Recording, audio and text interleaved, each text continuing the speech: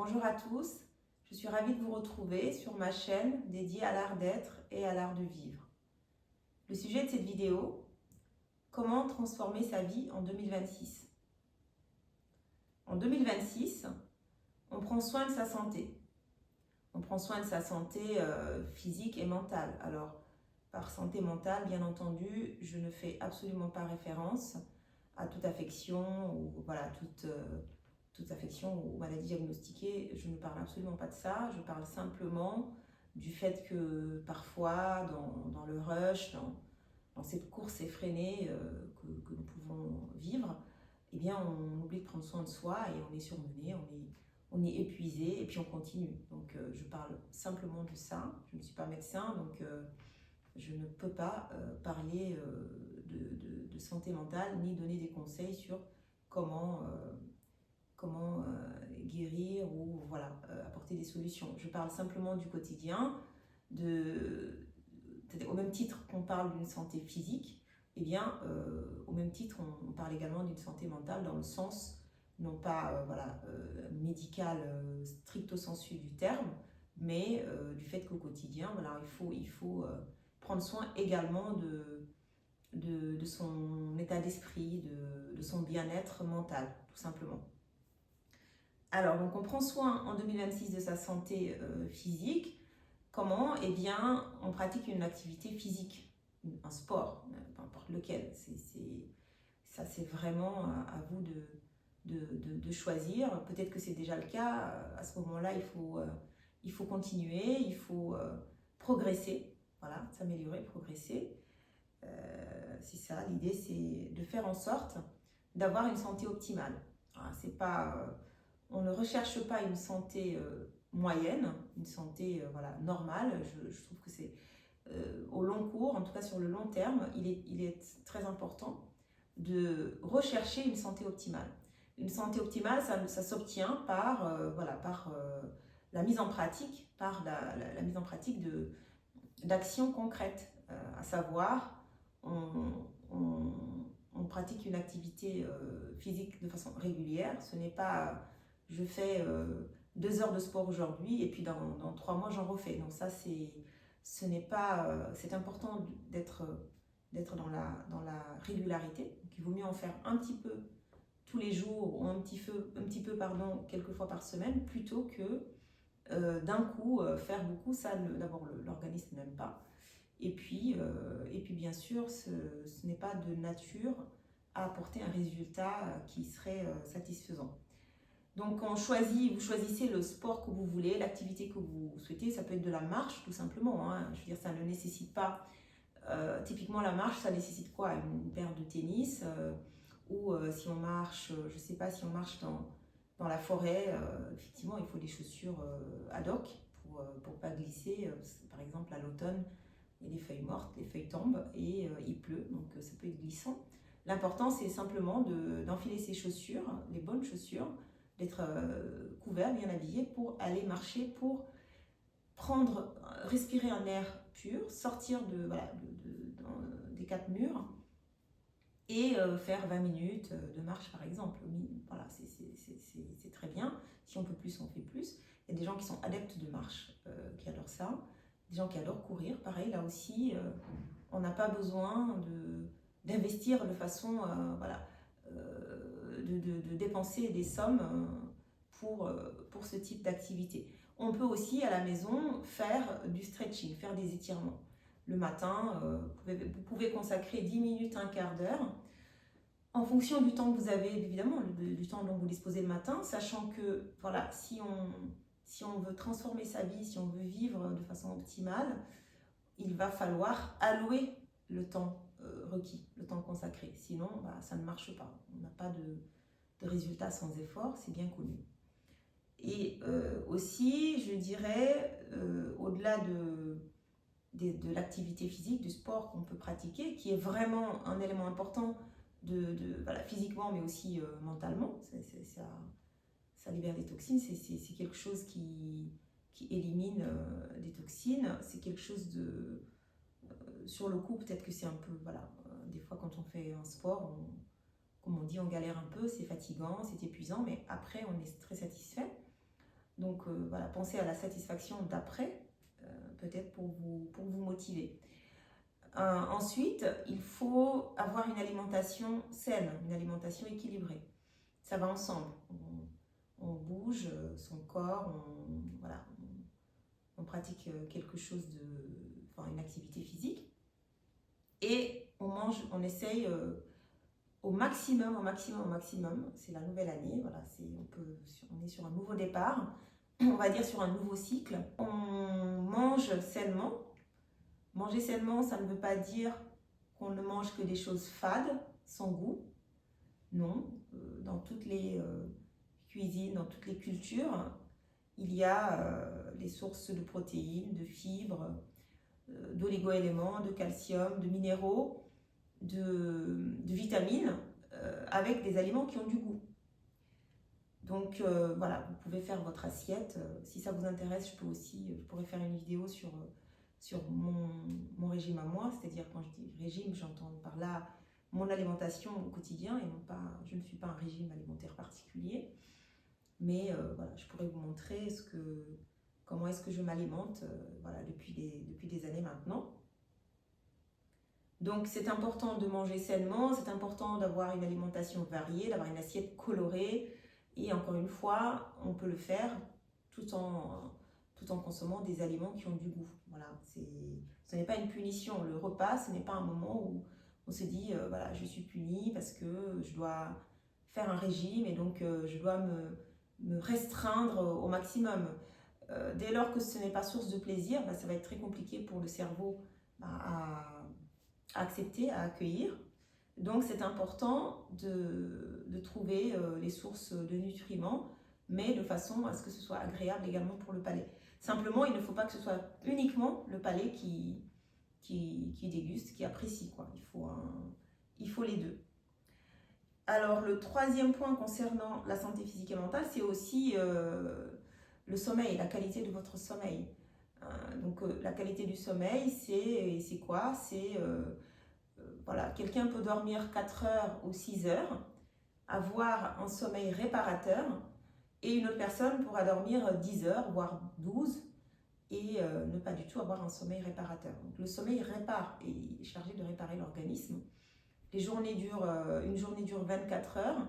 Vous avez un temps alloué pour le travail, un temps alloué pour prendre soin de vous, voilà, votre hygiène personnelle et votre hygiène de vie. Et vous avez un temps alloué à l'alimentation, à la nourriture, parce que votre corps a besoin de carburant, de nutriments essentiels pour pouvoir fonctionner.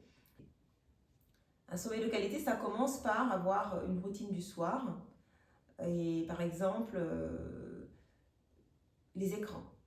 Eh bien, évitez au maximum les écrans le soir. Et ne vous endormez pas devant la télé allumée, ni devant un autre écran. Essayez de réduire l'intensité lumineuse de votre pièce 1 heure avant d'aller au lit. Et accompagnez ça de votre rituel, je ne sais pas, de votre routine beauté, votre routine, lisez quelques pages d'un livre. En tout cas, c'est important vraiment pour le cerveau de se préparer, de savoir que voilà, nous sommes en train d'éteindre, il faut aller se reposer. Et ça peut être de nature à aider à la qualité de votre sommeil. Si vous scrollez sur votre écran, sur votre smartphone ou les divers écrans voilà, dont on dispose, et que vous faites cela jusqu'au moment où vous vous écroulez en fait sur votre écran, des gens qui font aussi en lisant, hein, c'est pas mieux, enfin peut-être un tout petit peu moins nocif, mais n'empêche, voilà, on ne s'écroule pas sur quelque chose, on se prépare à aller au lit et on se couche voilà, pour en fait préparer et avoir un sommeil de qualité. C'est important. On dit souvent, on se lève tel qu'on s'est couché. C'est-à-dire que si vous avez fait toute votre routine bien, eh bien vous allez voir que vous allez avoir un meilleur sommeil et le lendemain, vous allez vous réveiller mieux. Si vous endormez sur votre canapé, vous relevez la nuit pour aller vous coucher dans votre chambre, ou dans votre chambre, vous avez votre téléphone, vous scrollez jusqu'à vous endormir, vous avez la télé allumée, il y a un bruit de fond, ben, vous verrez que le matin, vous ne serez pas au top. Vous allez vous réveiller, mais vous serez un petit peu fatigué. Donc ça, c'est important. Une activité physique régulière, la pratique d'un sport, n'importe lequel. Une alimentation voilà, qui vous aide. Parce que vous savez, il y a ce magnifique livre de Jane Goodall qui malheureusement est décédée, qui s'occupait des chimpanzés, je pense que vous devez connaître, qui a écrit « Nous sommes ce que nous mangeons ». Voilà, donc pensez-y, réfléchissez à ça. Je pense que ça veut tout dire. Nous sommes ce que nous mangeons. Donc voilà, ce qu'on met à l'intérieur de son organisme, ce doit être quelque chose de sain pour l'organisme. Voilà, pas uniquement d'agréable pour le palais. Et voilà, un sommeil de qualité. Essayez de commencer l'année en vous disant je mets en place une petite routine qui me permette ne serait-ce que de réduire l'intensité lumineuse une heure avant d'aller vous coucher, ne serait-ce que de ne plus être sur du bruit, de la télé, des sons, rien que ça. D'ailleurs, vous verrez bien, enfin vous le voyez, les gens qui ont des enfants, ils savent que les enfants ils doivent se coucher très tôt, mais pour les enfants, ils le font. Alors, il faut le faire aussi pour soi. Ensuite, en 2026, on prend soin de sa vie privée, on prend soin de sa santé, on prend soin de sa vie privée. Ça veut dire quoi? Ça veut dire qu'en fait, votre vie privée, comme l'expression l'indique, elle est privée, ce n'est pas public. Donc, vous n'avez pas besoin d'étaler votre vie privée sur les réseaux. Ce n'est pas du tout le signe d'un être de grande qualité, de grande classe, d'un être élégant. C'est quelqu'un de discret, c'est quelqu'un de sobre. Voilà, c'est les mots qui vont revenir, je dirais, dans le champ sémantique, ça va être vraiment la discrétion, la sobriété. Dites-vous que, contrairement à ce qu'on peut penser, notre vie intéresse peu les autres. On a le sentiment que oui, parce que voilà, on a cet ego, on aimerait bien, mais en réalité, voilà, on oublie assez vite. Et de toute façon, la vie privée, c'est votre sanctuaire. Votre vie privée, c'est votre sanctuaire. C'est là où vous avez voilà, vos moments particulièrement importants, vos moments de qualité. Vous allez au restaurant avec des amis ou vous allez en vacances. Vous n'avez pas besoin de montrer, en fait, parce que d'abord, ce sont des moments, je dirais, ce sont des parenthèses d'une vie. Vous ne passez pas votre vie en vacances, vous ne passez pas votre vie au restaurant. Vous avez une vie par ailleurs, et donc ce que vous montrez là, si vous le montrez sur les réseaux sociaux, ce n'est pas le quotidien. Personne n'est dupe, ce n'est pas le quotidien, pardon. Donc en fait, évitez au maximum. Je ne dis pas que voilà, si vous allez faire, je ne sais pas, un voyage extraordinaire d'un point de vue culturel, vous allez au Bhoutan, je ne sais pas moi, et vous voyez des paysages magnifiques, vous les partagez, ce sont des pays, c'est pas vous que vous montrez. Voilà, quand on est un être élégant, on n'attire pas l'attention sur soi, parce qu'on a assez confiance en soi pour savoir que cela n'est pas nécessaire. D'accord?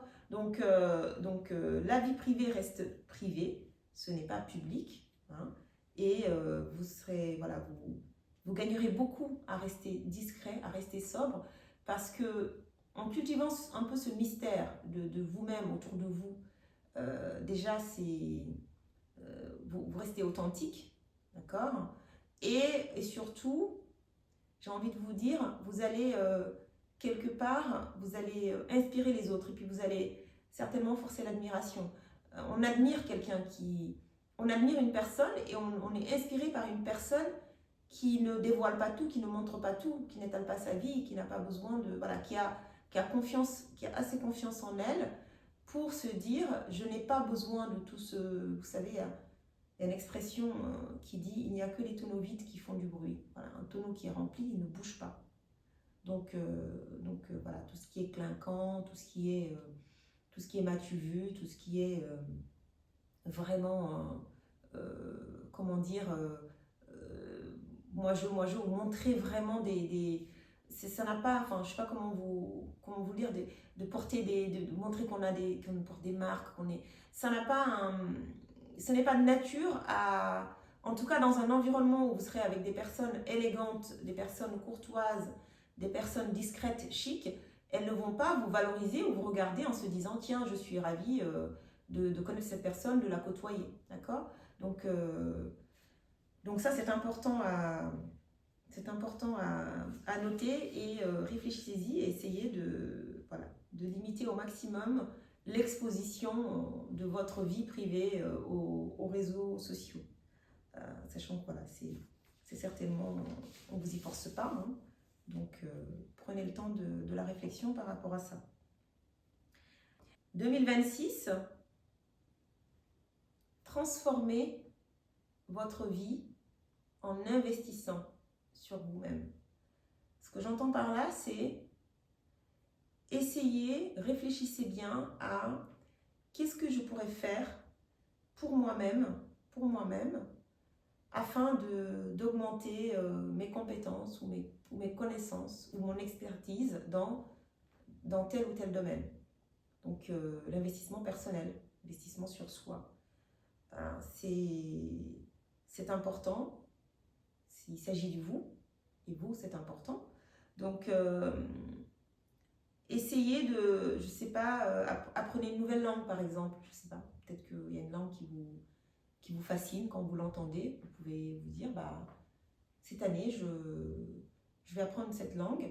Et en plus, aujourd'hui, il y a des plateformes, je veux dire, ce ne sont pas les moyens qui manquent, c'est certainement plus la motivation, le pourquoi. Trouvez votre pourquoi. Pourquoi je fais ci? Pourquoi je fais ça? Ça va vous aider à délimiter, à circonscrire. Donc l'investissement personnel, vous ne le regretterez jamais parce que ça peut être vraiment, je veux dire, ça peut même être des personnes qui se disent, bon Excel, c'est pas mon fort, prenez des cours. Il y a même des cours gratuits, je pense, en ligne, ou demandez à quelqu'un qui connaît. Et soyez humble, vous êtes fort ou forte dans un domaine, il y a quelqu'un qui est fort dans un autre domaine, voilà, échangez, c'est toujours enrichissant. Et aussi, réfléchissez toujours dans cette idée de transformer votre vie, à vous entourer de personnes qui vous élèvent et que vous élevez. Voilà. Vous n'êtes pas obligé de fréquenter systématiquement les mêmes personnes qui, à chaque fois, vous dites, je ne sais pas, vous avez une conversation, au sortir de cette conversation, vous n'avez rien appris et la personne peut-être non plus. Parce que qui n'apprend pas, désapprend. Et l'idée, c'est vraiment de vivre une vie optimale, c'est-à-dire d'avoir une vie riche, pas en termes de compte en banque, mais en termes d'enrichissement intérieur, de ce qui vous nourrit, encore une fois. Donc, la qualité de vie, c'est aussi la qualité de la relation. Qui on fréquente au quotidien, qu'est-ce que ça nous apporte, qu'est-ce qu'on apporte à l'autre, ça compte énormément. Ça compte énormément. Ne vous entourez pas de personnes qui vont avoir tendance à vous rabaisser, qu'elles soient de bonne ou mauvaise foi, qu'elles l'aient voulu réellement ou non. L'important, c'est juste vous ayez la lucidité et le recul nécessaire pour pouvoir avoir une analyse objective sur vos relations, bien sûr. Alors, il y a des relations dont on ne peut se défaire, hein, je veux dire, la famille, on choisit ses amis, on ne choisit pas sa famille. Eh bien, vous pouvez quand même, voilà, vous n'êtes pas obligé de voir des personnes qui vous finalement n'ont aucun apport pour vous, un apport positif. Je parle encore une fois d'un apport d'une richesse intérieure et non pas d'une qualité de relation. Je ne parle pas d'autre chose, hein, je ne vous dis pas quelqu'un qui ne vous fait pas de cadeau ou quoi aux caisses, je ne parle absolument pas de ça. Ce n'est pas mon propos et ce n'est pas le sujet. C'est qui vous apporte, c'est-à-dire dans une relation, elle doit être de qualité. C'est important. La relation, elle doit être de qualité. Vous devez être exigeant vis-à-vis de vous-même et exigeant vis-à-vis des autres. C'est parce que vous avez de l'exigence vis-à-vis de vous-même que vous n'acceptez pas, voilà, de perdre du temps, parce qu'encore une fois, hein, une journée dure 24 heures, donc les comptes sont vite faits, quoi. D'accord ? Donc voilà. Et aussi, en 2026, alors je l'ai un peu dit au début, mais pas tout à fait de cette façon. En 2026, habillez-vous pour promouvoir votre personne, pour vous promouvoir vous-même. Faites la promotion de qui vous êtes. Vous êtes votre ambassadeur, votre ambassadrice. Vous n'êtes pas l'ambassadeur ou l'ambassadrice d'une marque. sauf si c'est votre métier. Habillez-vous, d'accord, pour vous, pour promouvoir qui vous êtes, pour annoncer au monde qui vous êtes. Ne vous habillez pas pardon, pour promouvoir une marque. Voilà, je pense que vous aurez compris. Ce n'est pas là quelque chose qui est de nature à, encore une fois, à attirer l'attention sur vous de façon positive de la part d'une personne de qualité, d'un être élégant. Un être élégant n'a pas besoin de montrer qu'il a les moyens d'acheter quelque chose qui vaut excessivement cher. Vous achetez des choses de qualité, ça ne veut pas dire qu'il faut acheter des choses cheap, pas du tout. Vous pouvez acheter quelque chose d'onéreux, mais parce que ça vous plaît, ça vous correspond, parce que c'est de la qualité, parce que vous allez le garder pendant des années et des années, que vous allez en prendre soin. Et non pas parce que c'est à la mode ou parce que c'est ce que un tel, vous avez vu un tel le porter ou une telle le porter, et donc il faut absolument que vous ayez ça. Non, ça ne va pas du tout. Donc en 2026, on évite de faire ça. On évite de faire ça. Et puis on se dit qu'en fait, notre vie nous appartient. Notre vie nous appartient. C'est à nous de conduire notre vie. C'est à nous d'annoncer au monde qui nous sommes. Voilà, dans la simplicité, mais dans l'authenticité. C'est important, dans l'authenticité. Et dites-vous que votre développement personnel, la culture de votre personnalité de façon authentique, ça doit vous motiver. Si ça ne vous motive pas, vous, alors vous doutez bien que ça motivera encore moins quelqu'un d'autre. Ma foi, pensez-y. Pensez-y. Et puis, dites-moi ce que vous avez décidé de modifier, d'améliorer en 2026 ou ce sur quoi vous avez envie de progresser. Ce qui est sûr, c'est que si vous avez véritablement envie d'agir, alors réfléchissez et ensuite, action. Agissez. N'attendez pas à demain. N'attendez jamais à demain. Faites-le aujourd'hui, tout de suite. À bientôt.